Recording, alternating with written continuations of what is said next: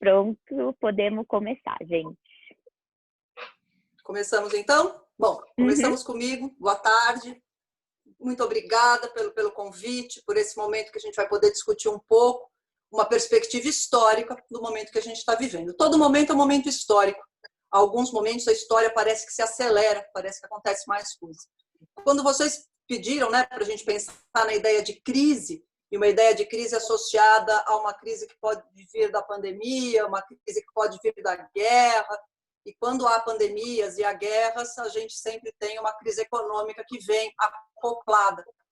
Nós temos várias modalidades de abordagem historiográfica a esse respeito, várias possibilidades de reflexão. Eu fiz uma escolha que me é muito cara, que me é muito querida, que é abordar a questão da crise sob a perspectiva do medo. O medo também é um objeto da história, o medo é um objeto historiográfico. Na metade do século passado, lá pelos anos 50, um grupo de historiadores franceses meio que abandonou aquela ideia de fazer uma história essencialmente política, como os positivistas, ou essencialmente socioeconômica, como marxistas ou como os estruturalistas, e começaram a propor novos objetos historiográficos. Então, a história da morte, a história da infância, a história da mulher, a história da sexualidade, a história da loucura, e aí a história do medo. Porque essa minha opção de pensar nas questões relativas à crise, acopladas à ideia do medo, porque eu acho que talvez isso seja um elemento forte, um componente constante no movimento da história da humanidade. O medo é um sentimento que acompanha a humanidade desde sempre. Então, pensando nisso, eu fui começar a elencar, né, quais momentos de doença normalmente a gente na escola e na vida, ou quando lê, lembra que a humanidade ficou meio refém de algo que desconhecia e que lhe provocava um grande medo e que provocava a degradação do corpo.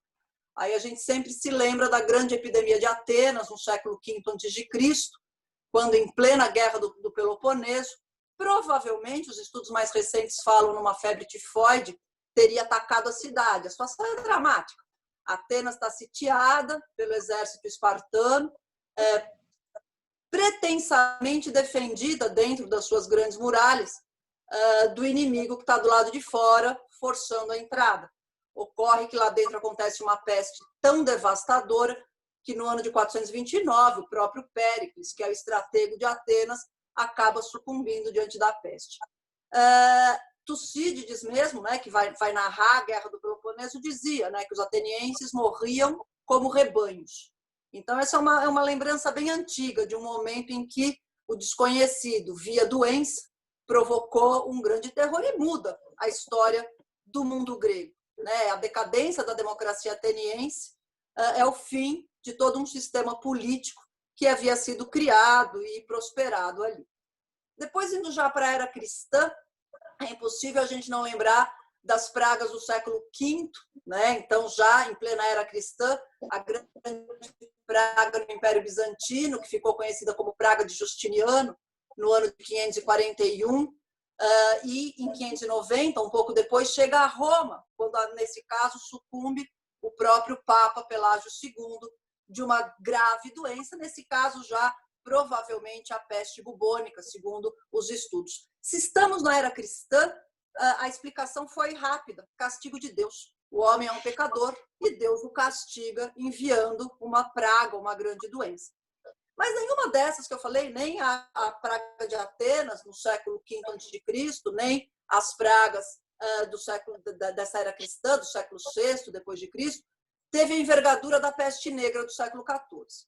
Eu acho que quando a gente pensa em peste, todo mundo remete à do século XIV, que começa em 1347, 48, mas se engana quem acha que ela está encerrada no século XIV. Essa peste negra, ela se prolonga na história da Europa até o século XVIII. Nós temos episódios de pestes que são recorrentes. Ela é a mais superlativa e talvez seja o momento em que a humanidade se sentiu mais próxima do fim do mundo. Era o próprio Apocalipse. Ela atinge da Ásia Oriental até a Europa Ocidental. Ela se manifesta de 3 modalidades de doenças diferentes. A febre pulmonar, né, que é uma infecção no pulmão muito grave, que provoca febre alta, dificuldade de respiração, língua entumecida, e ela causava morte em cerca de 3 dias. Ela também podia ser a peste bubônica, que é a mais popular, a mais conhecida, em que, além desses sintomas, se formavam uma espécie de tumores nas áreas dos gânglios linfáticos. E a mais arrasadora é a septicêmica. Quando a pessoa não tinha esses tumores, era uma infecção generalizada que em 24 horas a pessoa estava morta. Essa peste negra, ela vai matar algo entre 25% e 30% da população da Europa. Os dados são imprecisos, mas alguma coisa entre 75 e 200 milhões de pessoas morrem na Europa. Quando a gente fala em dados, assim, números tão amplos, parecem só estatísticas, e a gente está falando em médias. A gente vai ter 4 em cada 10 ingleses mortos. A gente vai ter 50 mil mortos numa Florença que tinha um total de 100 mil habitantes. Então, é um impacto arrasador. A média não fala. Tem alguns lugares em que essa média ela é superlativa, ela é absurda. Então, a gente tem um momento em que a humanidade achou que, bom, está tudo acabado. Saindo um pouco do cenário europeu, se a gente for pensar no século XVI, a partir de 1520, a conquista do México, a varíola devastou aqui no continente americano, logo de cara, algo assim, em torno de 1/3 da população ameríndia. Uma doença desconhecida pelos organismos aqui americanos e que vai ter um impacto que detona, que demográfico, assim, absurdo. Temos ainda no século XVII, em 1665, a Grande Peste de Londres, que é um desses retornos que eu me referi, da peste bubônica, da peste negra. A gente vai ter 20% da população londrina morta, e nesse caso a gente tem muitos registros a respeito disso, porque um grande escritor inglês, Daniel Defoe, ele escreve, ele está em Londres quando acontece a peste, ele escreve o Diário do Ano da Peste, em que ele faz um relato minucioso do que viu, do que viveu e do que aconteceu com os ingleses nessa situação. O século XVIII é tomado pela varíola, pela gripe, pela disenteria. E, finalmente, no século XIX, a gente tem a grande pandemia do cólera, que viajou da Índia, né, via navios mercantes, da Índia chega à Europa e também provoca uma grande quantidade de mortes. E a marca da varíola, né, marcas estéticas, marca no rosto daqueles que sobreviveram para o resto da vida. Bom, para que esse elenco, né, de grandes pestes, desde a Guerra do Peloponeso em Atenas, né, até a gente chegar no cólera no século XIX, esse é o meu recorte. Do século XX, as grandes crises do século XX, o Pércio vai tratar daqui a pouquinho. Para deixar claro que as epidemias e as pandemias, ao longo da história, sempre mataram as pessoas aos milhões.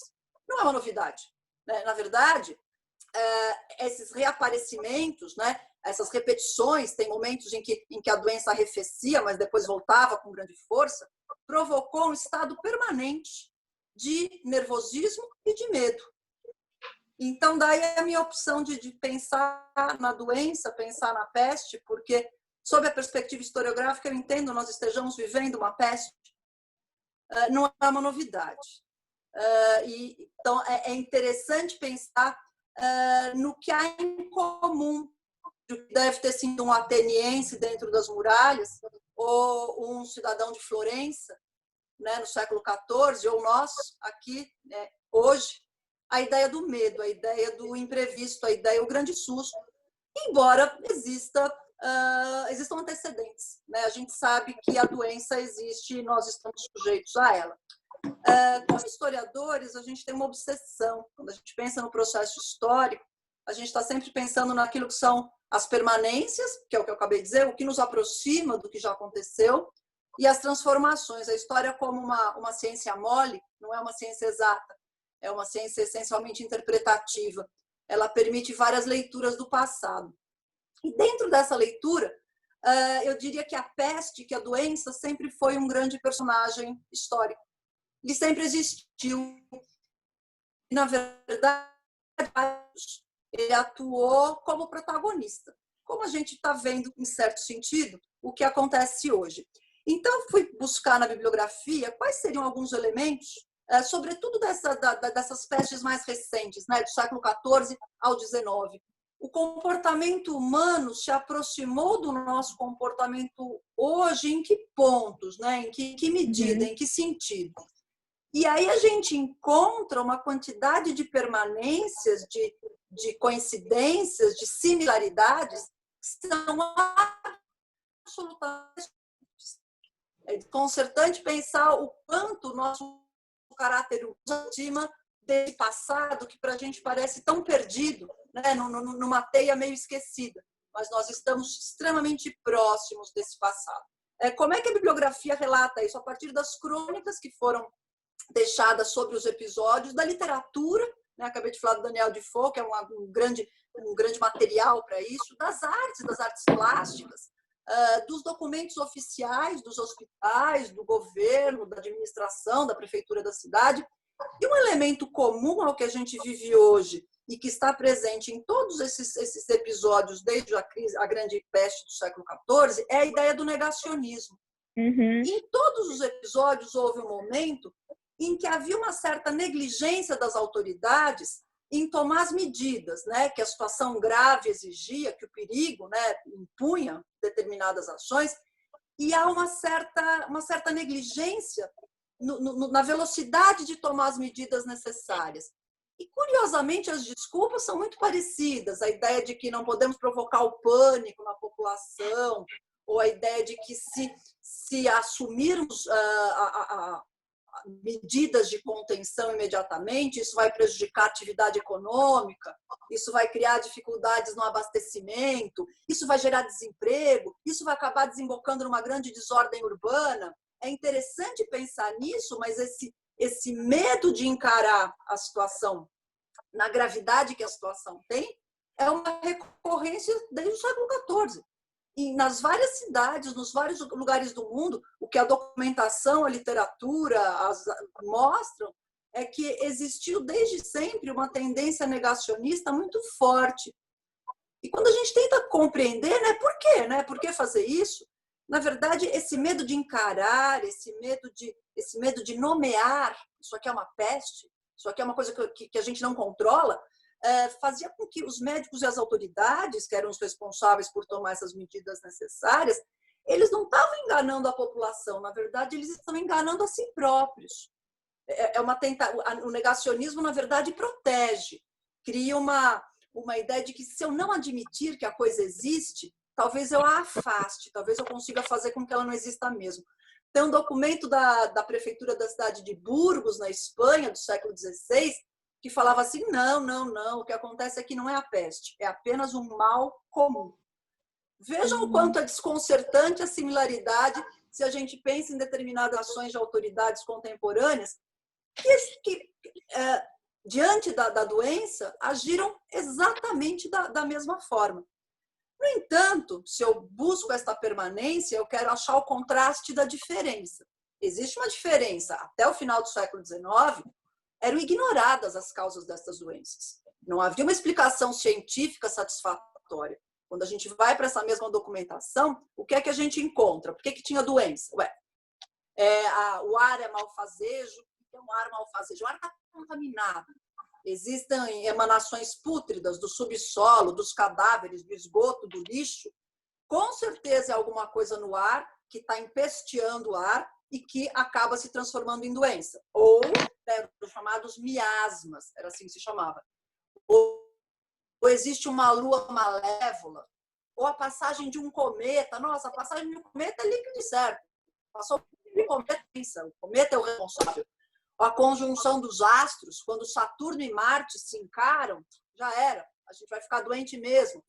A ideia de procurar um culpado, não, foram os judeus que envenenaram os poços, não, é a polícia que está inventando isso. Então, a ideia de você encontrar um culpado, porque isso meio que te exime, você fala, se eu achar o culpado, eu tenho a solução. Eu vou banir o culpado e eu tenho controle da situação. E é claro que numa sociedade essencialmente cristã, a peste só pode ser o castigo de Deus. Então, por exemplo, nas artes plásticas, a gente encontra várias representações da peste, em que a peste são flechas lançadas por Deus sobre a humanidade, né? Como um castigo divino a um pecado que, com certeza, a humanidade cometeu.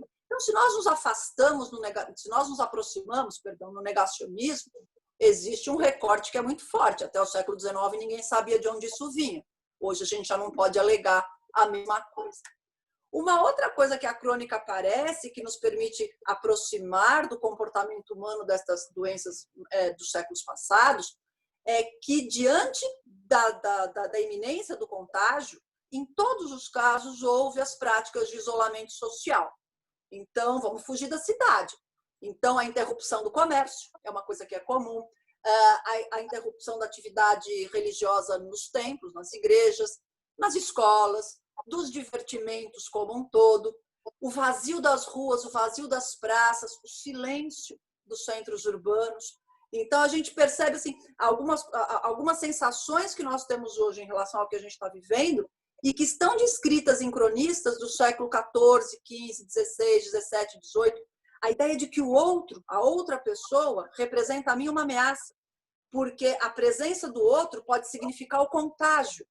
Então, a descrição das pessoas se cumprimentando às distâncias, ou quando era necessário, absolutamente necessário, sair de casa para comprar o básico, não se aproximar de quem está vendendo, um balcão separando o comprador do vendedor. Então, o tempo da peste, em todas as situações, é o tempo da solidão forçada. Nós vivemos um momento de solidão compulsória. Né? Ser fechados em casa, o outro é melhor eu manter a distância, porque ele me ameaça e eu o ameaço. Né? A ameaça é mútua, a ameaça é uma via de mão dupla. Então, essa ideia do tempo da solidão forçada é muito forte. Um outro elemento que eu acho que nos aproxima destes momentos anteriores de grandes doenças é a relação da nossa cultura com a morte. É possível fazer um inventário da história da humanidade usando só esse fio condutor. Como é que egípcios, mesopotâmicos, gregos, romanos, a Idade Média, como é que cada cultura e cada civilização lidou com a morte? O que aconteceu com a morte nestes momentos de doença, né? Doenças infecto-contagiosas, como essa que a gente está vivendo? A morte, os ritos funerários são suspensos. Então, a ideia, todo aquele rito da família poder se despedir do doente, isso é interrompido. O corpo infectado morto, ele também é um perigo. O cadáver se torna um perigo. Então, os rituais funerários são suspensos, o velório, o choro, os discursos, os corpos são abandonados. É necessário se livrar do cadáver o mais rápido possível, para que ele não se torne um problema para aqueles que sobreviveram. Isso é capaz de definir sociologicamente uma cultura, a relação que ela tem com a morte. O que a gente está vivendo agora é a interrupção dos nossos ritos em relação à morte. As famílias não podem chorar seus mortos. As famílias não podem, né, sequer visitar os seus doentes. Essa interrupção das atividades, esse silêncio da cidade, essa solidão da doença, esse anonimato na morte, são rupturas brutais, porque elas são acompanhadas da impossibilidade da gente pensar, de conceber projetos futuros. Eu acho que isso é uma coisa que causa um grande incômodo. A iniciativa agora parece que pertence à doença. É quando a doença passar. Depende dela passar para que a vida da gente possa continuar. E isso acho que tem assim, uma influência, isso abala o psiquismo individual, isso abala um certo psiquismo coletivo, que acaba fazendo com que as pessoas criem uma expectativa de que o mundo pós-doença tem que ser um mundo muito diferente. Todo fato histórico, todo processo histórico provoca mudanças. O que a gente não tem como é saber qual diferente será esse. Bom, por todas essas similitudes que eu apresentei, né, a questão do negacionismo, a questão do isolamento, a relação com a morte, eu acho que muitos de vocês podem estar pensando, puxa, é verdade, a história se repete. Eu quero garantir para vocês que não, isto não é uma verdade. A história jamais se repete. Para fundamentar isso que eu estou dizendo, eu vou usar uma frase de um escritor estadunidense que eu adoro, Mark Twain, em que ele fala o seguinte: a história não se repete, mas a história rima. Como assim? A história rima. O relato historiográfico como uma grande poesia, em que o atual verso lembra o verso anterior pela melodia da última palavra. Então, a história não se repete, mas o processo historiográfico ele vai rimando com processos anteriores. Porque alguns eventos, como esse que a gente vive agora, mesmo que eles se repitam, né, em contextos diferentes, eles nunca acontecem da mesma forma. Então, não, apesar das semelhanças, das permanências, como gostam de chamar os historiadores, a história não se repete, mas como falou Mark Twain, a história rima. E agora eu passo a palavra para o meu querido colega Pércio, que vai mostrar como é que o século XX rima com tudo isso que eu falei. Obrigada. Bom, boa tarde a todo mundo. Eu também gostaria de agradecer por esse convite. Eu acho uma oportunidade muito interessante a gente poder se reunir para fazer uma reflexão sobre determinados pontos de uma forma que, num certo sentido, é forçada, porque talvez a gente não desse tanta importância para uma atividade como essa se a gente não tivesse no contexto que a gente está. Então, a primeira coisa que eu queria colocar, vindo ao encontro do que a Mônica falou, é a importância das permanências. A gente em história tem a gente tem uma divisão temporal que é bem interessante. A história ela é uma ciência, a Mônica já disse, é uma ciência, mas não é uma ciência exata. E a história nunca passou por uma ruptura epistemológica. E o mais perto que ela passou foi a divisão temporal de um historiador que é o nosso avô, não é? Que é o avô de todos nós, chamado Fernand Braudel. E para o Fernand Braudel ele basicamente divide a história em o tempo cotidiano, o tempo médio e o tempo longo. O tempo longo é o tempo demorado das transformações estruturais. Então, se a gente for pegar uma perspectiva do tempo longo, 500 anos não são nada. 500 anos ainda, as permanências são muito fortes e as rupturas ainda têm que ser feitas. E a gente está percebendo no cotidiano da gente, sem tocar ainda na questão da epidemia, mas a gente está vendo no cotidiano político acontecer algumas coisas no Brasil que a gente achava que nunca aconteceriam mais. Sob o ponto de vista do tempo longo, está perfeito. A gente ainda faz parte desse tempo. Então, é interessante pegar essa ideia da permanência ou das permanências que a Mônica levantou e pensar o seguinte: a relação entre o homem e a doença. Porque se a gente for pegar nesse tempo longo, se a gente for pegar, por exemplo, um aspecto como a tecnologia, não tem como a gente negar que houve um avanço imenso em termos tecnológicos. Por exemplo, do século XVIII para agora. Como a Mônica também observou, o tempo vai rápido, parece que a história vai mais rápido. Em termos tecnológicos, parece que isso é verdade. Então, se a gente for pegar a origem desse desenvolvimento tecnológico, claro, o desenvolvimento tecnológico sempre existiu, mas o desenvolvimento tecnológico que a gente tem hoje é basicamente o Renascimento. E do Renascimento deriva o Iluminismo. E o Iluminismo ele tem uma ideia muito clara do que é a natureza. Não é? Que a natureza ela é um conjunto de recursos que o homem pode usar o quanto ele quiser. Usar e abusar para chegar num outro conceito que nasce no Renascimento também e que está embutido em muita coisa que a gente pensa hoje em dia, que é o conceito de progresso.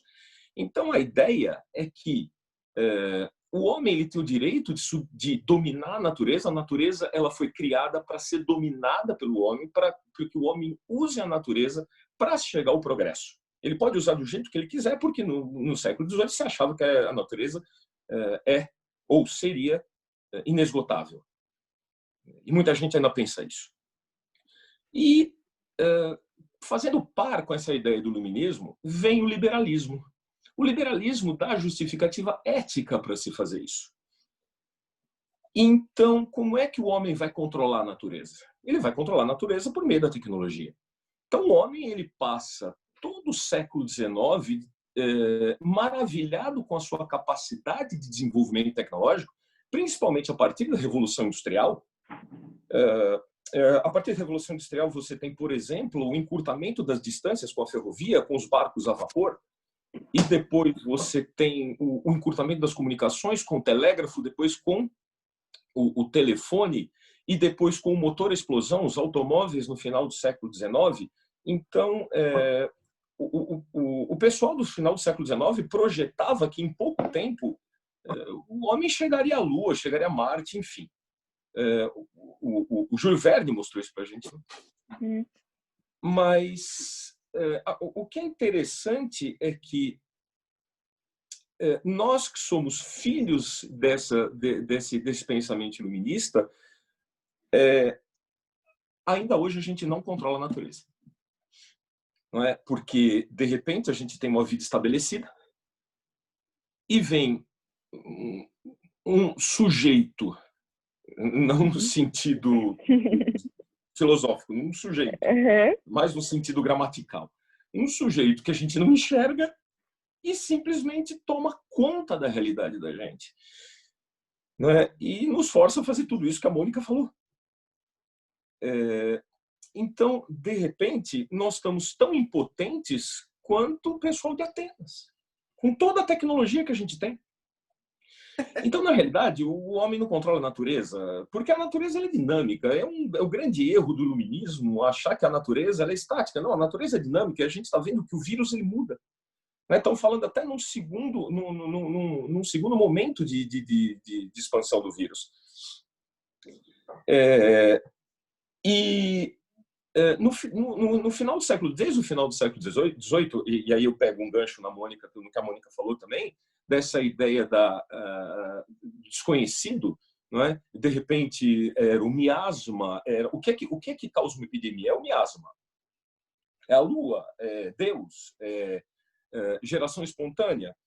Até que um cara chamado Koch, que isolou um bacilo chamado bacilo de Koch, que é o bacilo da hanseníase, e o Pasteur, eles chegaram à conclusão de que eles começaram a estudar a possibilidade, a hipótese de existirem micro-organismos que causam isso. Isso revolucionou, ou começou a revolucionar a forma como como as pessoas, ou como todo mundo lidar com a doença. Não é? E aí se começou a entender que, ou pelo menos começou a aventar a possibilidade de que esses micro-organismos eles podiam se disseminar por contágio. E o contágio ele vinha pelo fato das pessoas, pelo menos no mundo europeu, Europa, América e onde quer que existissem cidades como as europeias e existissem relações com a Europa, por exemplo, as colônias da Ásia e da África, no mundo europeu, as cidades do mundo europeu elas eram superpovoadas. Se a gente for pensar nas cidades da Europa e da América, a gente tem que pensar na questão, por exemplo, da industrialização.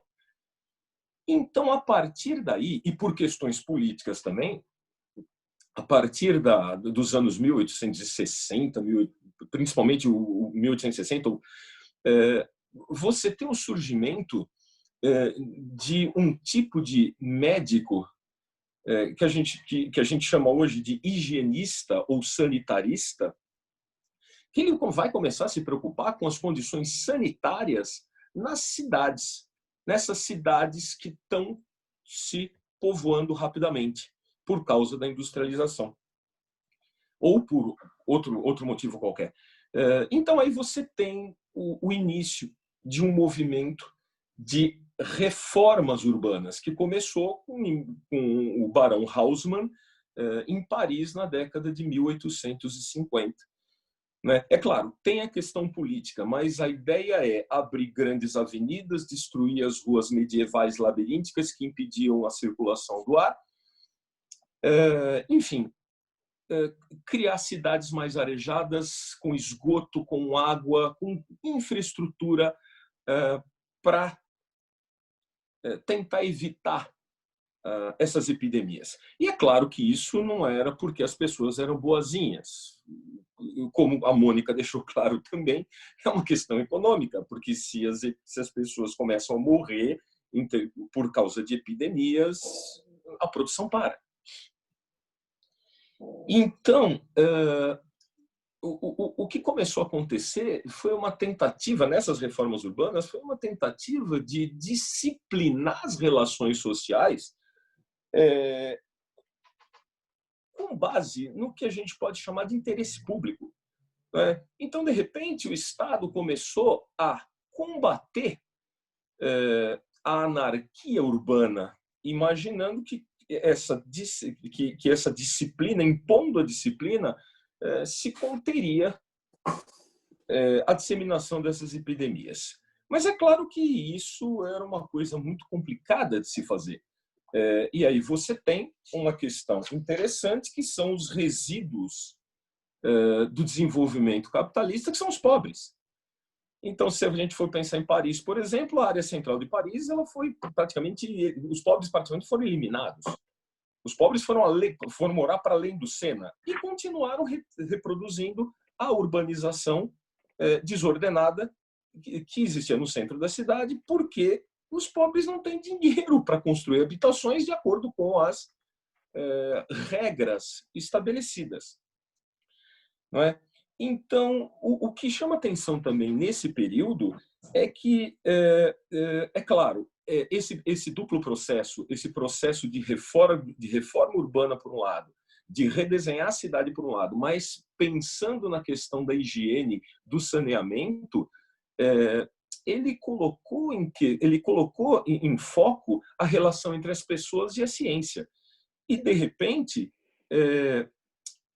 os médicos sanitaristas, aqueles médicos encarregados de dar consultoria para os arquitetos, para os urbanistas, eles começaram a jogar a questão de uma forma muito simples: civilização contra a barbárie. Então, é claro que, à medida que os pobres urbanos iam sendo penalizados por esse processo, porque é óbvio que ninguém lhes explicou a questão sanitária, e, enfim, como sempre, os pobres simplesmente foram descartados, os pobres se rebelavam. E de repente, esses revoltosos pobres eram vistos como bárbaros, como primitivos, incivilizados. E o desenvolvimento científico era um sinal de civilização, um sinal de avanço. É uma coisa interessante, porque à medida que o desenvolvimento científico avançou, não estou dizendo que esse desenvolvimento científico foi o suficiente para aplacar essas epidemias, porque a gente está vendo que não. Mas as mortes começaram a ser cada vez menos aceitas. Já que existe possibilidade de cura, não pode se aceitar a morte. E aí a gente volta para o tempo da gente e a gente vê que a gente está vivendo um retrocesso enorme. Não é? A gente está indo por um caminho inverso. Porque se no século XIX, começo do século XX, se via a necessidade de submeter as relações sociais à ciência como uma questão de bem comum, hoje em dia existem pessoas que negam, aí a gente vem no outro ponto que a Mônica tocou, o negacionismo. As pessoas negam a ciência em nome de um liberalismo, em nome da liberdade. Não, eu não posso ter a minha liberdade cerceada. Então você tem um foco, você tem a negação não só da ciência, mas do bem comum também, e um foco no individualismo. Na realidade, o que você tem é uma desvirtuação do liberalismo. Não é? Se a gente for pensar, por exemplo, na Declaração de Independência dos Estados Unidos, que o Thomas Jefferson ele fala muito claro, sobre a questão da igualdade, de todos são livres e iguais, não é? Mas a questão do bem comum, outros liberais também. De repente, uma inversão. De repente, esse liberalismo distorcido chega naquela abstração que o Thomas Hobbes não criou, mas ele mudou ao jeito dele, que é o estado da natureza. De repente, eu tenho direito de, numa pandemia, negar a ciência e sair e contaminar todo mundo, porque é meu direito. Eu tenho direito de agir como eu quero, sem pensar no bem comum. Mas esse liberalismo desvirtuado, ele também ele transforma, ele é um retrocesso na medida em que ele torna as mortes aceitáveis, não é? Ele cria uma falsa dicotomia, e isso a gente já ouviu várias vezes nos últimos meses da boca de pessoas que deveriam ter responsabilidade. Então é assim, preservação da vida significa sacrifício da economia. Sacrifício da vida é preservação da economia. Então vamos todos voltar à vida normal, não é? E aí a gente pensa nesse sentido, a gente vem para o Brasil, né? A gente vem para o Brasil e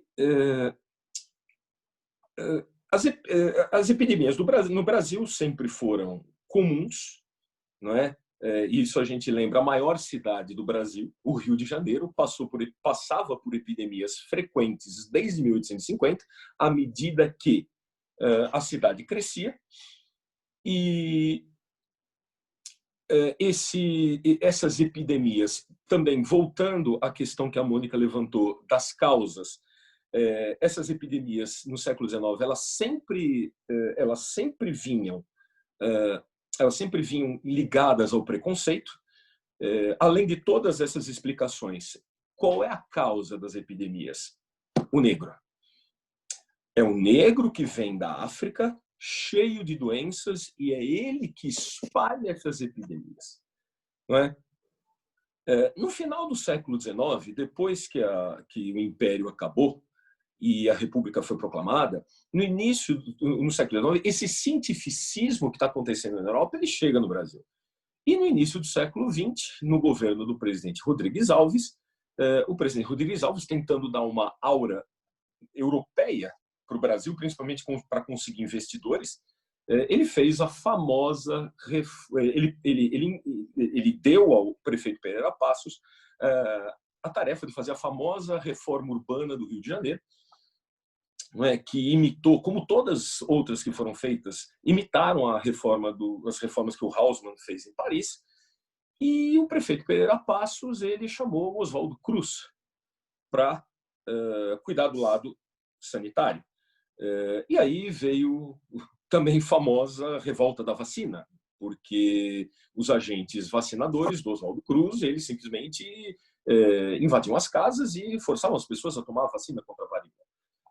Mas é interessante a gente entender que a febre amarela, a varíola, o cólera, a dengue, enfim, todas essas doenças que matavam milhares no Rio de Janeiro no século XIX, não só Rio de Janeiro, também a gente tem Recife, a gente tem Salvador, que eram as cidades, né? O resto é aldeia.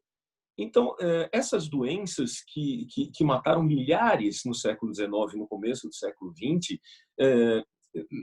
principalmente por causa das péssimas condições sanitárias das cidades, as pessoas não têm culpa se o poder público não fornece condições de vida adequadas. A gente imagina o seguinte, a gente pode ficar assim atônito, como eu fiquei, que as condições sanitárias das cidades brasileiras continuam praticamente iguais, não é? A quantidade de gente que não é servida por esgoto nesse país é absurda. Eu acho que só 40% da população urbana no Brasil tem acesso a esgoto ou água encanada e essas coisas todas, e tem condição de ter uma higiene, não é? Para eu terminar, aqui também vou retomar uma coisa que um assunto que a Mônica tocou, que é a questão da reação das autoridades ou da ação das autoridades, não é? Então, as autoridades brasileiras, por exemplo, no caso da primeira pandemia reconhecida, a primeira pandemia mundial, que foi a gripe espanhola em 1919, e vejam que interessante, em 1919 você tem uma tecnologia de destruição que é assustadora, que é a tecnologia da Primeira Guerra Mundial, não é? Com os gases, o lança-chamas. Quer dizer, eu tenho a impressão que só não se tinha bomba atômica na Primeira Guerra Mundial, o resto estava tudo lá. Mas não se tinha tecnologia para enfrentar uma pandemia. Não é? Essa gripe espanhola, que não se sabe onde começou, mas se suspeita que começou nos Estados Unidos, que os soldados que foram para a Europa levaram, não é, para os Estados Unidos, dos Estados Unidos para a Europa durante a guerra.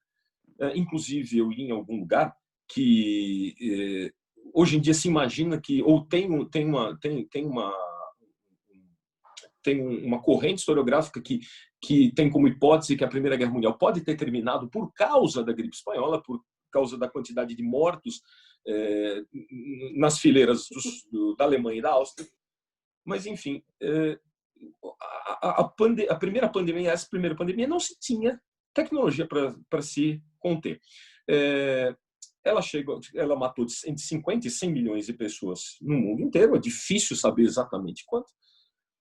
No Brasil, as autoridades até que tiveram uma atuação razoável dentro da medida do possível, dentro do que se permitia, num país periférico e muito atrasado. Agora, nós temos um caso que eu acho que todas as pessoas com mais de 40 anos lembram, né? Que é o caso da epidemia de meningite que nós tivemos no início dos anos 1970 aqui no Brasil. Eu falo especificamente isso porque eu sei que a gente teve outras epidemias, como o Zika, como o H1N1, enfim, a gripe suína, que nós do Bandeirantes, que estamos no Bandeirantes há um pouco mais de tempo, a gente lembra como foi, né, há 10, 11 anos atrás. Mas é interessante pensar que a gente tinha uma ditadura militar e a gente tem um governo autoritário hoje, não é? Um governo autoritário, um governo militar, um governo em que a esmagadora maioria dos ocupantes dos cargos são militares, não é? E são militares que vieram dessa época. E então é mais ou menos o seguinte, para aqueles que não sabem, a meningite. Então, a meningite ela começou aqui em São Paulo em 1970, na periferia de São Paulo. Se vocês imaginam a situação da periferia hoje, pensem em 1970. Né? Então, começou na periferia de São Paulo e começou indo 71, 72, 73 para os bairros ricos. Então, à medida que o tempo passou, o número de casos começou a aumentar e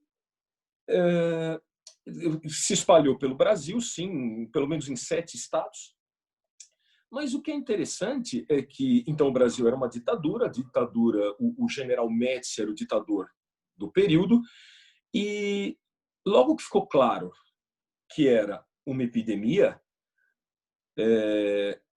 o governo ele proibiu os meios de comunicação de divulgarem, não é? Ou seja, eles simplesmente privaram as pessoas, o governo privou as pessoas de um elemento essencial que é a informação, não é? Coisa que não é possível fazer hoje com a internet.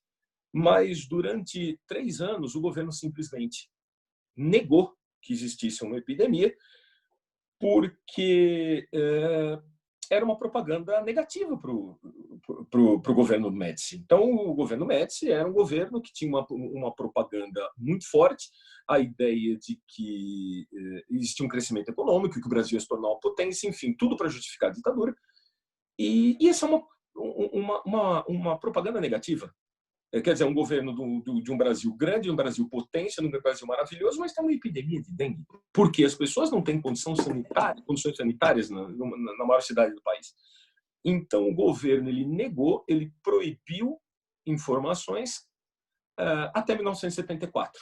Em 1974, assumiu o general Geisel, que tinha uma outra postura em relação a isso, e a partir daí o governo federal começou a tomar as medidas necessárias para combater a epidemia. Não é? Os jornais continuaram censurados, eles não podiam dar todas as informações, mas eles já podiam divulgar muita coisa, o que foi essencial para as pessoas. Então, a partir de 74, assumiu o Ministério da Saúde um médico sanitarista, não é? Um médico sanitarista.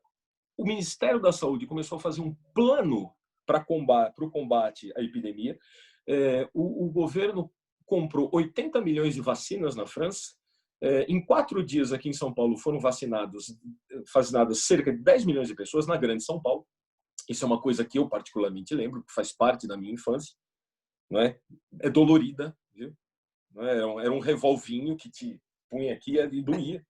Não é? Não era fácil, não. Você tinha que tomar, não era assim, por quê? Eu tô tomando? Não, tome e cale a boca. E a doença começou a ser monitorada. A doença foi tida como uma questão de segurança nacional, né? Mas ela demorou 7 anos para... Só em 77 começaram os últimos casos, e ela, como a gente diz, a curva começou a desaparecer. Não é? O que é interessante é que a gente pode fazer um paralelo com hoje em dia. Não é? Vejam, mesmo sendo uma ditadura, não se negou a existência da doença e nem se negou a eficácia da ciência para se combater. Da mesma forma que se tinha um plano para se combater essa doença, e o Ministério da Saúde não foi parar na mão de curiosos. Ele sempre esteve na mão de técnicos, de gente que entendia, que pelo menos tinha um diploma de médico. Não é? Isso para fazer um paralelo. E com relação à última coisa que a gente deve tocar, não é? E eu acho que a Mônica já tocou, que a epidemia vai mudar a vida da gente, vai mudar a história daqui para frente, a humanidade vai mudar. Bom, isso a gente não tem condição de saber, não é?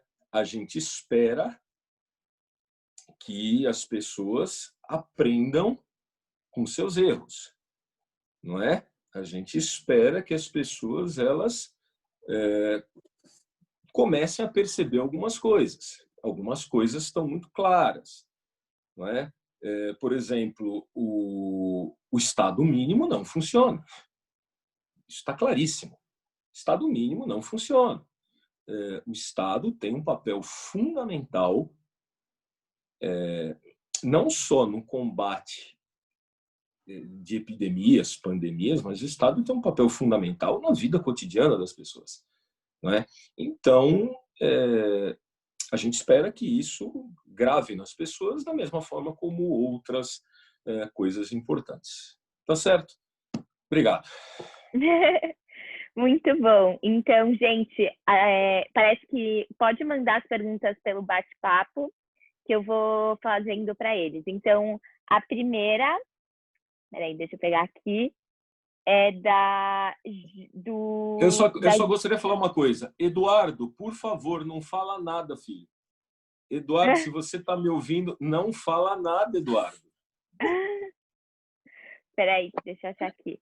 A primeira é da Giovana, que ela quer saber como vocês acham que vai ficar a nossa relação com a natureza, baseado no que aconteceu. Que nem você estava falando em relação ao iluminismo, que eles achavam que a gente já conseguia dominar a natureza, mas a gente viu até hoje que não é bem assim. E como isso vai ficar depois dessa crise que a gente está enfrentando agora com o coronavírus? O que vai mudar em relação ao como o ser humano lida com a natureza? Para quem? Para a gente? Não. Para quem respondeu, a Mônica? Vocês faz. dois. Pode responder, Olha, se vai mudar ou não, é como eu falei, a gente não sabe. Que precisa mudar, precisa com urgência, né? A gente está num momento, que ficou óbvio que essa postura predatória tem que mudar, né? A orientação tem que mudar. A gente está percebendo isso, né? Não sei mudar como, mas as repercussões dessa pandemia estão mostrando que é preciso que a nossa relação com a natureza mude o mais rápido possível. Na verdade, Giovana, essa sua pergunta para nós historiadores é uma cilada, porque o nosso encanto como historiadores é o passado. A gente gosta de falar do que já foi, não exatamente do que será. Todo processo histórico promove mudanças. O processo histórico é alimentado por transformações. Então, sim, haverá transformações. Agora, transformar não significa ficar melhor ou ficar pior. Significa ficar diferente. Então, é natural que aconteçam mudanças, provavelmente não serão homogêneas, o mundo é vasto, ele é heterogêneo, seria necessário uma cooperação internacional, como o Pércio falou, para tomar conta desse meio ambiente, para melhorar a nossa relação com a natureza. A gente pode dizer, como historiadores, que a gente tem esperança que isso aconteça, mas a gente não tem talentos de profetisas, de profetas ou de sibilas, nós não sabemos. A gente tem esperança, como qualquer um. Nossa matéria-prima é antes o passado. Ô, Maria Fernanda. Oi. Maria Fernanda, tá ouvindo? Tô. Deixa eu só mandar um abraço pro Luiz. Não é? Tá Luiz, bom. ele botou uma foto do pessoal da 3L, não é? E aí bateu a saudade, só isso. Tá. O Fio, ele perguntou se vocês acham que vai ter um retrocesso na globalização. Eu acho até engraçada. É um paradoxo, né? Porque a gente acha que vai ter, mas na verdade o que mais aponta é que a gente precisa estar junto e integrado numa escala global agora mais do que nunca, né? Com o multilateralismo. Mas o que vocês acham que vai acontecer em relação a isso? Talvez só um retrocesso físico, mais ideológico, vai estar junto mais do que nunca? O que vocês pensam sobre isso? Eu acho que antes da pandemia já havia uma tendência, em função dos atuais governos em alguns países do mundo, né, Estados Unidos liderando, num certo isolacionismo, num certo nacionalismo meio populista. Então, eventualmente, a doença pode acelerar esse tipo de processo ou pode reverter o rumo. Ou pode chegar, porque assim, a doença ela atravessa fronteiras, ela não representa, ela não obedece a estados-nação. E o jeito, não adianta, por exemplo, no caso específico da pandemia, não adianta resolver esse problema em 1, 2 ou 10 países. Tem que resolver no mundo inteiro. Então, isso pode criar, né? Acho que a grande esperança dos humanistas é que isso crie essa concepção de que essa ideia isolacionista ela não é possível, ela não é desejável. Agora, os caminhos estão em aberto. Pode acontecer de haver uma reversão nesse sentido. Não, esse isolacionismo não é desejável e temos que mudar, porque isso não surgiu com a pandemia, né? Alguns atuais governos, mesmo antes da pandemia, já falavam num certo isolacionismo, um nacionalismo meio populista e tal. Agora, pode ser que se tome, vai depender do que nós fizermos, né? Só uma cooperação internacional nos tira dessa. Então, tem que ver se isso se torna permanente, a ideia de cooperação internacional. Então, vamos adiante para outras doenças, porque virão, né? Assim, acho que a boa notícia em relação à questão desse histórico que a gente fez de epidemias anteriores e pandemias é que isso passa. Vai passar. Vai ter um custo enorme, já está tendo, milhões, né, milhões de pessoas em casa, milhares contaminadas, né, alguns milhares mortos, né, a gente já tem, né, uma situação que é grave em si. Então, o que vai ser feito a partir daí está em aberto ainda. Pode falar. Só complementar uma coisinha. É importante que a gente entenda que catástrofe não é suficiente, às vezes, para, de fato, melhorar as pessoas.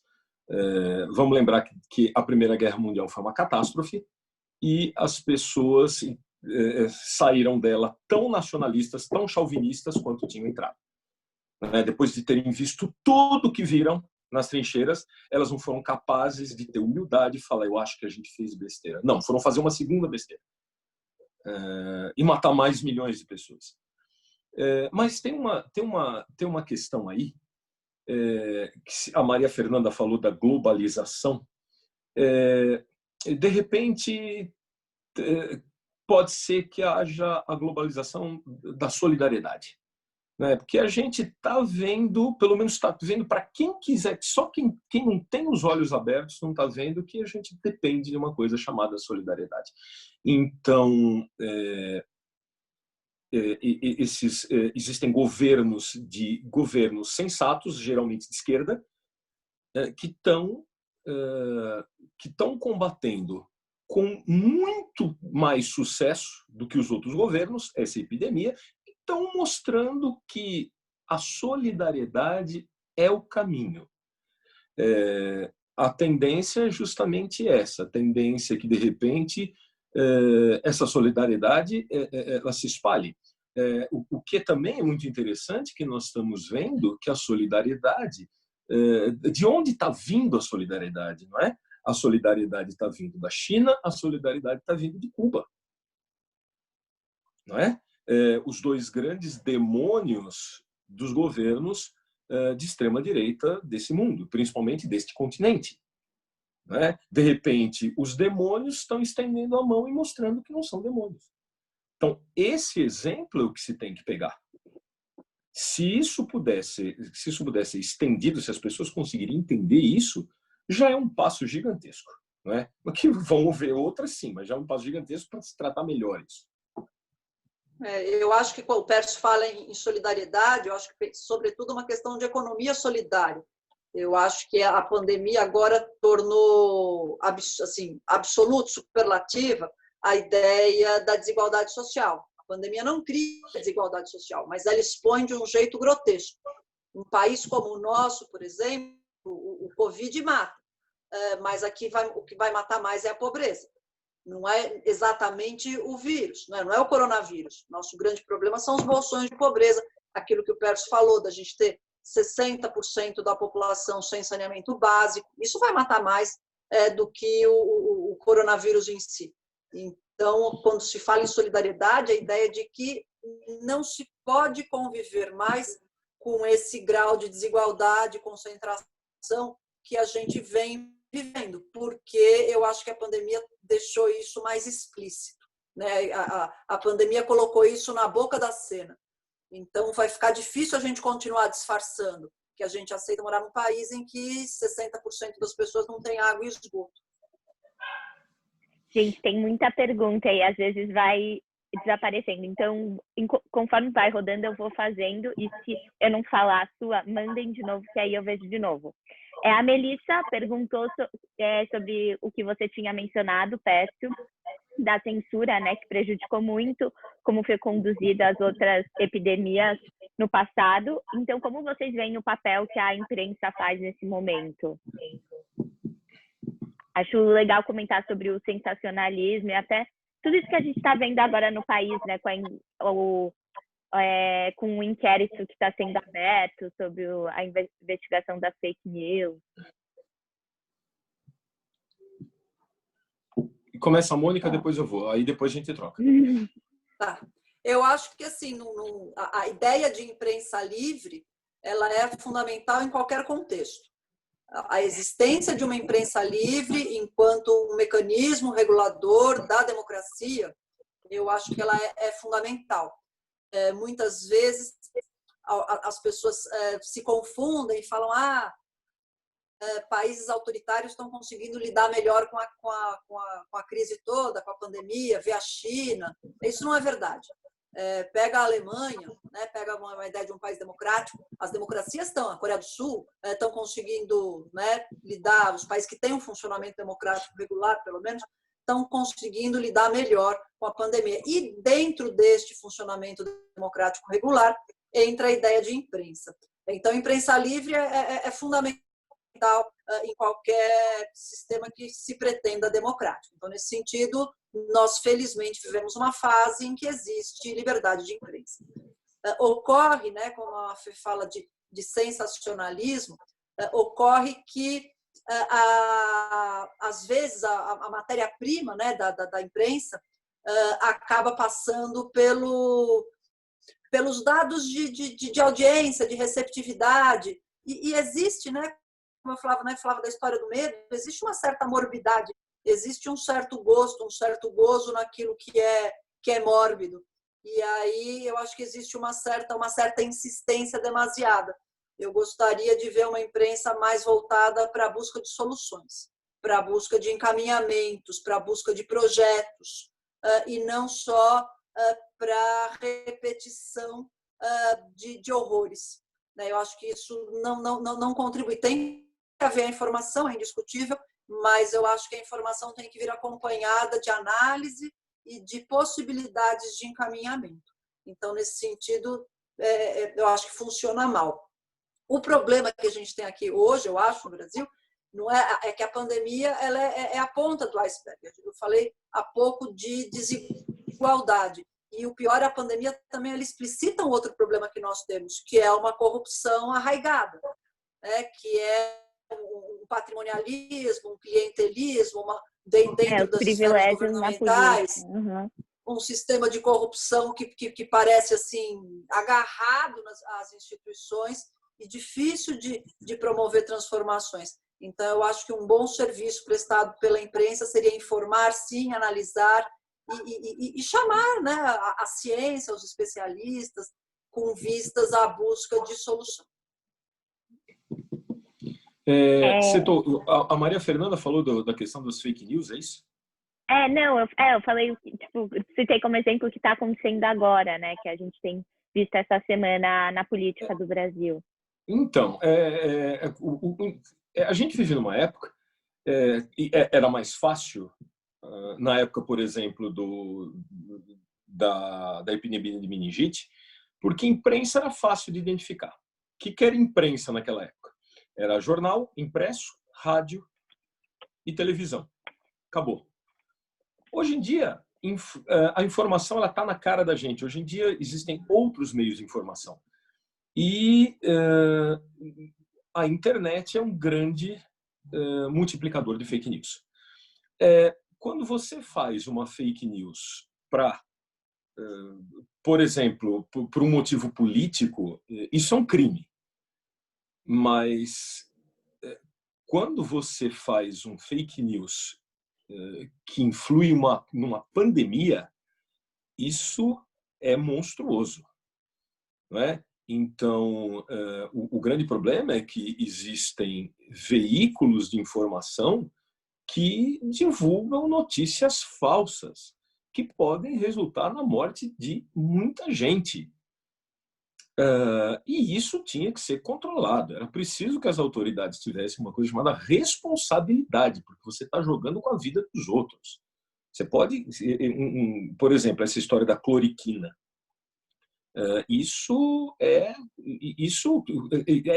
Recomendar esse remédio é negar o que a OMS está dizendo. E a OMS é a maior autoridade mundial de saúde. Você não pode negar isso. Então, é preciso que, nesse ponto, que se tenha responsabilidade para se coibir esse tipo de coisa. Liberdade de imprensa tem que haver, óbvio, mas como liberdade de expressão. Mas é preciso responsabilidade. É isso que a Constituição fala. Você pode falar o que você quiser, você pode divulgar a informação que você quiser, só que você tem que responder por isso. E se a tua informação falsa matar as pessoas, você tem que ser responsabilizado por essas mortes. Aproveitando isso que você está falando da ciência, como ela está... a credibilidade na ciência está reforçada por essa disseminação das fake news. O Gabriel Garcia perguntou por que, especialmente nessa pandemia do Covid, a desvirtuação do discurso científico vem atingindo uma parcela cada vez maior da sociedade, mesmo com um avanço científico sanitário inegável em nosso presente. Aí ele falou da cloroquina, que nem você falou. Eu falo, depois a Mônica fala. Tá. Ok. Acontece o seguinte, a gente não está só num país muito desigual. A gente está num país que as pessoas não têm educação, né? Que as pessoas não têm educação. Em que mesmo os governos progressistas, no Brasil nunca teve um governo de esquerda, mesmo governos progressistas, eles simplesmente foram incapazes de levar para as pessoas uma educação diferente. Romper com o ciclo, com aquele ciclo técnico que que a educação brasileira tem desde a ditadura, não é? Então, as pessoas, elas simplesmente, elas não têm condição, muitos não têm condição de compreender essa ciência que para nós é uma coisa tão normal. Né? Eu estava lendo um artigo no jornal da USP hoje de um sociólogo, eu não recordo o nome dele, se alguém quiser me avisa que eu mando. E que ele está dizendo justamente isso. Ele disse da imensa defasagem entre o que um médico pensa e o que as pessoas comuns pensam. O médico pensa em termos de ciência, as pessoas comuns elas não têm esse alcance, elas pensam em termos de cultura popular. Não é? E quando elas não conseguem, e a questão do atraso educacional no Brasil é muito sério. E eu não estou falando de ensinar só as pessoas a ler e a contar eu estou falando de ensinar de fato, de educação de fato. Não estou me referindo a essa educação que ensina a apertar botão. Não, é uma educação de fato. As pessoas não têm educação para entender isso. E quando elas não têm educação para entender isso, elas vão para essas explicações, por exemplo, que se davam no século XIV. Elas vão achar que é Deus, e por isso que Deus que está fazendo, é o mau comportamento, é o pecado. E é por isso que os pastores, os maus pastores evangélicos, porque existem pastores evangélicos muito bons e muito conscientes, os maus pastores evangélicos, eles proliferam. E eles têm sucesso, porque as pessoas simplesmente não têm educação. Não é que elas negam a ciência. Uma coisa é você saber e negar. Outra coisa é você nem saber. Você não ter conhecimento, você não ter condição, estrutura cognitiva para entender o que você está negando. Não é? Então, eu acho que a questão é mais ou menos por aí. Mônica, quer fazer algo? Isso. Sim, eu concordo plenamente com o que o Berto está dizendo. A desigualdade, a corrupção são dois problemas que nós temos. Um outro problema gravíssimo, da mesma envergadura que os dois primeiros, é a questão da nossa carência de educação formal da população brasileira. Nós temos a maior parte das crianças na escola, mas uma escola que é sabidamente de má qualidade. Então, é isso mesmo, né? A maior parte da nossa população não tem acesso a esse discurso científico, simplesmente desconhece. Mas a gente tem que pensar também pelo lado dos que têm acesso à educação formal e ao conhecimento científico e que também vem negando. Aí, de novo, eu volto à questão. A pandemia não cria esse tipo de discurso, mas ela acabou expondo de uma forma mais evidente. Esse negacionismo da ciência vem de mãos dadas com, nos últimos anos, o crescimento de um certo nacionalismo populista e, portanto, negar a ciência se presta a um determinado discurso de poder.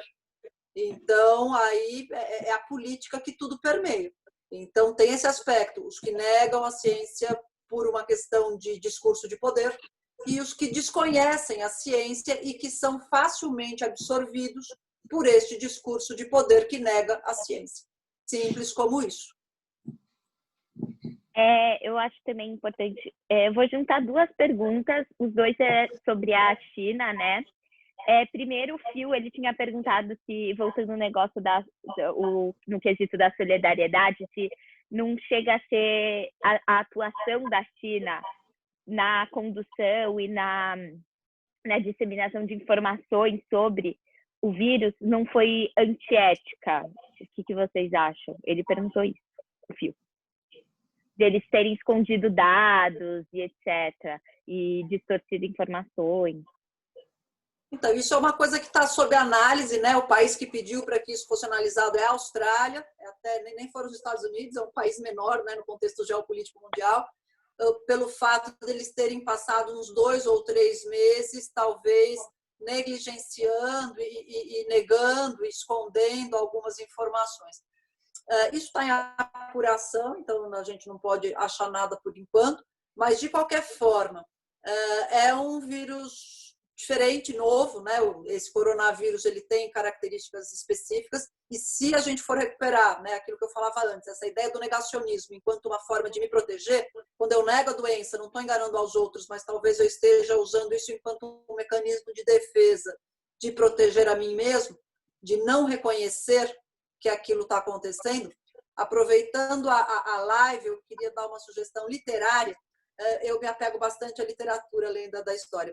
Eu achei por bem reler A Peste, do Albert Camus, em que ele conta, ele escreve na década de 1940, e ele conta de uma cidade de Orano, norte da Argélia, uma cidade franco-argelina.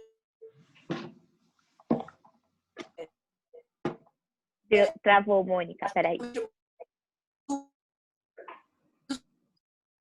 Calma aí. Uma metáfora à ocupação nazista na França, mas ali pode ser lido sob o signo da ideia da pandemia mesmo. E tem toda uma passagem em que tem políticos na cidade que estão discutindo a respeito do que é que está acontecendo e eles têm dificuldade de pronunciar a peste. Aí, quando o médico, um cientista fala, gente, isso é a peste. É aquela coisa meio como Harry Potter, sabe? O Voldemort é aquele que não se pode pronunciar. Porque na medida que eu falo o nome daquilo que me assusta, talvez aquilo que me assusta tome forma e venha me devorar. Então, né, onde que eu quero chegar com essa digressão que eu fiz? A China talvez tenha demorado a se posicionar. Se isso foi criminoso, está em apuração. Existe uma investigação, tal, que está tentando ver em que medida essa negligência de informações foi proposital, foi criminosa, ou eu estou levantando a possibilidade, eu sou essencialmente iluminista nesse sentido, né? Não condenar antes que a condenação aconteça. Não se pode deixar de pensar que talvez os chineses tenham sido lentos, não por má fé, mas por proteção, por desconhecimento, por esse sentimento humano de falar, acho que não é tudo isso. Pode ser, não sei, mas isso está em apuração. Fica a recomendação. Albert Camus, A Peste, eu acho que é a leitura da quarentena.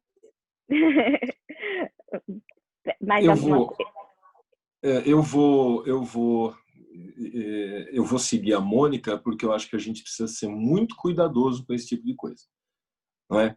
Mesmo porque num passado recente a China já experimentou outras epidemias que se mostraram controláveis, não é? Então a gente precisa ter muito cuidado no contexto que a gente vive, a gente precisa ter muito cuidado com determinados julgamentos em cima de informações incompletas, né? A gente precisa primeiro esperar, de fato, fontes confiáveis confirmarem para depois a gente fazer qualquer tipo de afirmação.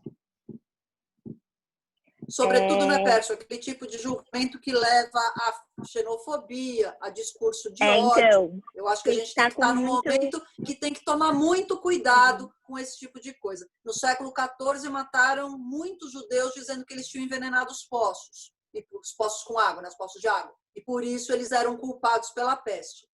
Eu acho que não se pode condenar antes de ter apuração. Concordo. É a história de que o vírus começou na China. Você não pode afirmar uma coisa dessa, não é? Você pode afirmar levianamente que o vírus começou em qualquer lugar do mundo, não é? Da mesma forma como se diz que aquilo que eu disse dos negros, dos pobres serem os transmissores, serem os criadores, serem os transmissores, não é? É preciso, e isso é vazio, isso tem que ser confirmado, isso você não pode fazer uma afirmação. Historicamente, né, Petro, a gente sabe que esses discursos de ódio não acabam bem. Não. De Não jeito é nenhum. mesmo? De jeito nenhum. Eles não acabam. De jeito nenhum. Então, tem muita gente perguntando exatamente isso, da ascensão de ideias preconceituosas e xenofóbicas, e especialmente o Guilherme Silva, ele perguntou se vendo alguns países recomendando que suas indústrias na China fossem retiradas e realocadas para outros lugares, é possível que a pandemia cause uma volta do protecionismo com a retórica de segurança, já que estamos vendo ataques xenofóbicos e asiáticos. Eu acho que é o que a Mônica falou sobre o isolacionismo. É anterior à pandemia. Cai bem no que a Mônica, de repente, é isso aí. É anterior à pandemia e a pandemia serve de justificativa para esse tipo de coisa. Não é? Eu li ano passado, um tempo atrás, que o Donald Trump ele tem um plano de resgatar a indústria americana, ou pelo menos o programa de campanha dele era esse, não é? E retirar algumas indústrias chaves da Ásia, pedir ou criar condições para que os donos das empresas, que as empresas que têm filiais em alguns países da Ásia retornem para os Estados Unidos, para aquelas cidades onde o desemprego é grande, como Chicago, Detroit, enfim. Então, né, Pércio? Só que a gente sabe perfeitamente que isso é uma coisa que determinados estadistas prometem, mas não vão poder cumprir. Ah, sim. Porque se a gente for levar em conta a atual divisão internacional de produção de bens, divisão internacional do trabalho, a posição que a China ocupa, é absolutamente ingênuo achar que vai ser possível passar a perna na China dessa forma. É um discurso muito infantil e muito ingênuo. E, assim, mas é um discurso que precede a pandemia e que pode ser, com certeza, usado, precede a pandemia. E pode ser intensificado por causa da pandemia, não é? Que é o que você falou. Voltando, agora tem muita pergunta sobre o cenário político que a gente vê aqui no Brasil. Calma aí, que tem. A Beatriz Copel perguntou aqui em relação à postura atual do governo. Quais são os paralelos que vocês encontram com a epidemia de meningite, especialmente considerando a ausência de um ministro da Saúde atualmente? Então, eu fico com dificuldade para refletir a esse respeito, porque eu tenho dificuldade de compreender qual é a atual postura do governo em relação à pandemia. Eu não consigo enxergar uma que me permita com clareza refletir a respeito dela. Isso é engraçado, porque quando eu estava retomando as leituras, tem um relato de Milão, em 1630, em que uma equipe de médicos tomou consciência, né, foi chamada a avaliar a situação, 1630, século XVII, e tomou consciência e foi avaliar a situação e falou, olha, é grave, o que está acontecendo é grave. O que é que o governo da cidade fez imediatamente? Despediu a todos eles e contratou uma nova equipe para fazer uma contraprova, para uma equipe que falasse o que eles queriam ouvir. Aí a nova equipe falou, não é tão grave assim, e manteve o emprego. Então, por hora, gente, acho que nosso principal problema, nós ainda não entendemos uma diretriz, pelo menos não federal, e os estados estão agindo de forma meio independente, com maior ou menor sucesso no controle da situação. Então, eu tenho dificuldade, eu não consigo entender ainda em que ponto nós estamos, porque nós precisaríamos de um isolamento social maior, que não temos. Nós fizemos o isolamento, a nossa economia está sendo severamente prejudicada, mas nós continuamos morrendo numa proporção enorme. Então, nós acabamos juntando o pior das duas pontas. Nós temos uma economia em frangalhos e um alto índice de pessoas contaminadas, mortas. Eu acho que isso, na verdade, é produto de uma falta de diretriz clara a respeito do que fazer. Então, eu tenho dificuldade porque eu não enxergo exatamente em que ponto nós estamos nessa busca pelo enfrentamento da pandemia. Ok. Em 5 minutos a gente vai ter que ir já encerrando para não ficar muito longa, só que o problema é que a gente tem muitas perguntas, então vamos ver que a gente consegue responder. Ah, essa é legal. A Luísa Piratello, ela queria perguntar o que vocês acham que nós, na posição de cidadãos, a gente pode fazer em relação às pessoas que são prejudicadas com esse problema da educação e da cultura. O que está no nosso alcance fazer algo a respeito? Bom, eu acho o seguinte, eu acho que primeiro votar certo. Aprender a votar. É essencial. Segundo, projetos como esse que vocês estão fazendo. Não é? Eu acho que é sobretudo assim, buscar garantir os direitos de cidadania que a Constituição de 1988 nos garante. Garantir liberdade de pensamento, expressão, imprensa, eleições livres, tentar aprimorar a nossa organização político-partidária, meio disso que o Pércio falou, da atuação cidadã. A atuação cidadã no âmbito político, por meio das eleições, e a atuação cidadã por meio da sociedade civil, como o Pércio falou, por meio desse tipo de iniciativa, de promover debate, de não entrar, não embarcar em determinados bordões que parecem muito apelativos, de desmoralização das instituições democráticas, de desmoralização das nossas instituições políticas.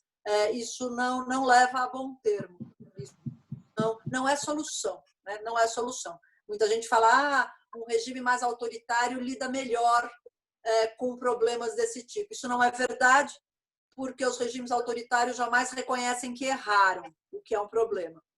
E é na democracia que os mecanismos regulatórios, na verdade, permitem que se acerte. É na crítica, é na discordância, é no debate, é quando você tem uma oposição firme, atuante, combativa, que é possível que emerjam as melhores ideias.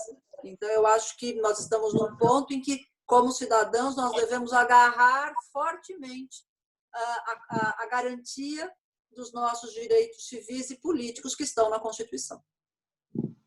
Eu tenho agora uma pergunta minha, que eu estava lendo um artigo e também... Você não pode, você é mediadora, você não pode perguntar.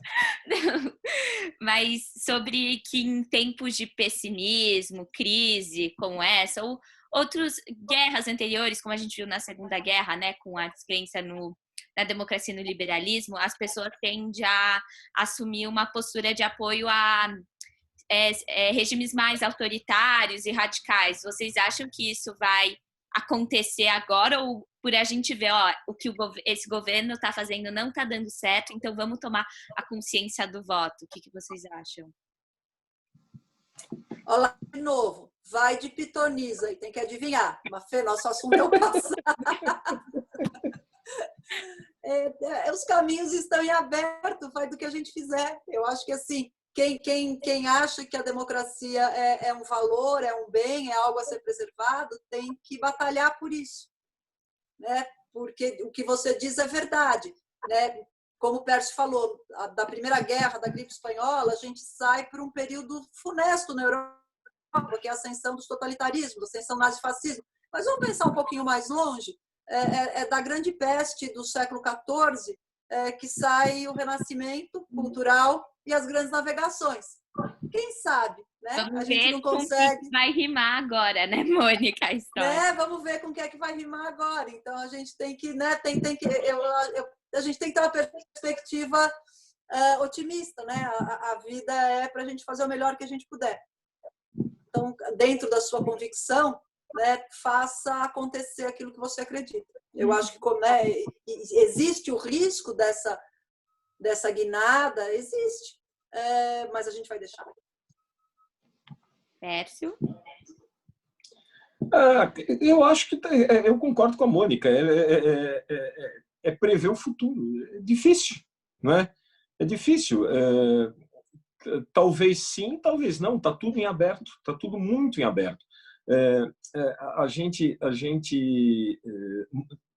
por um lado, de fato, o exemplo que eu usei da Primeira Guerra Mundial não trouxe melhorias. As pessoas intimamente não melhoraram, não é? Mas a gente vive noutra época. A gente vive numa época em que as pessoas têm informação, né? As pessoas podem não ter educação, mas informação elas têm. E eu acho que o acesso à informação já é um primeiro passo, né? A gente sabe que existem pessoas que não têm educação formal e têm um senso político muito aguçado, né? Enfim, a gente tem que apostar que as coisas vão melhorar, certo? A gente tem que apostar que as pessoas elas vão acordar e de repente elas vão entender, mas espera um pouquinho, isso não é bom para mim, né? E, enfim, é a esperança que a gente não perde, né? Que se a gente perder, vai para casa e se tranca em casa depois da pandemia. Pronto, não serve para nada, certo? É a esperança, tá? Concordo. Gente, a gente vai ter que encerrar. Ixi, já vão me matar, que era para ter encerrado 4h30, mas... Maria Fernanda, deixa eu só dizer uma coisinha. Luiz, a gente se encontra quando der, filho. Quando der, vocês me ligam que a gente se encontra. Tá cheio. Eu queria também falar que todo mundo que perguntou, todos falando para mandar abraço e beijo. Desculpa, pessoal, que eu não falei, porque senão eu ia... Além do combinado, só pro abraço e beijo, mas que vocês dois são professores muito queridos, tanto para quem vocês dão aula agora, mas para quem já teve essa grande oportunidade. Tá cheio de ex-aluno aqui, que eu vi que era do terceiro do ano passado, que já está na faculdade. E vocês dois são grandes exemplos para a gente, principalmente em relação ao conhecimento, à informação. E é isso, por isso que nós, o Projeto Solução, quis escolher vocês para representar e trazer essa informação de boa qualidade para a gente. Ô, Mafê, deixa eu falar uma coisa. Eu estou encantada com o seu talento de mediadora. Parabéns. Adorei ver você falando, porque na aula a gente vai falando e você está sempre ali, quietinha, pergunta. Mas parabéns, é um talento. Obrigada. Obrigada a todos pela atenção. Beijos grandes aos alunos, aos ex-alunos, aos futuros alunos. A gente exerce a docência com muito amor, né, Pércio? Eu acho que isso é muito gostoso estar com vocês. A gente está morrendo de saudades. O que a gente faz é para vocês. A gente também. O que a gente faz é para vocês. Essa é a verdade. A gente morre de saudades numa sala de aula. Vocês não têm ideia de como a gente morre de saudade numa sala. Vocês não têm ideia. Muitas vezes o pessoal fala, porque a gente está com saudade da aula, tudo. Eu falo, mas só vocês estão com saudade da aula? Não são só vocês. Não são. Agora o Luiz está mexendo com o meu coração, mostrando o pessoal da L, Marcelo, Flávia. Cadê? Eu não estou enxergando bem aqui. Enfim, então, gente, é só para mexer com o coração, né? Tudo bem, eu morro do coração e não morro de Covid. Legal vocês. Não. Eles querem liberar o chat para dar oi. Eu queria fazer isso. Peraí, deixa eu ver se eu sei como faz. Calma aí. O Renato tá aí? Peraí, deixa eu ver. Porque eu achei legal essa mais. Tô aqui. Você consegue liberar para os alunos darem oi? Consigo. Por favor. Se você quiser parar de gravar já... Eu vou parar aqui. Mas espera aí, só deixa eu falar uma coisa. A gente vai ter live do Grêmio do Band agora, acho que começou às 4, tá rolando, que é do YouTube, que eles vão fazer uma rádio. O Projeto Solução vai a live vai ser às 5. Às 5, perdão. Participar explicando melhor o que a gente está fazendo, o nosso trabalho com a Covid Radar. E quem não segue o nosso Insta, sigam lá, que a gente divulga várias coisas legais, as nossas lives, o que a gente está avançando no nosso projeto. É band.solução. Pode habilitar, Renato, aqui. Tá bom. Gente, outro recadinho rapidinho. A gente gravou a live inteira, então quem entrou depois do começo, a gente vai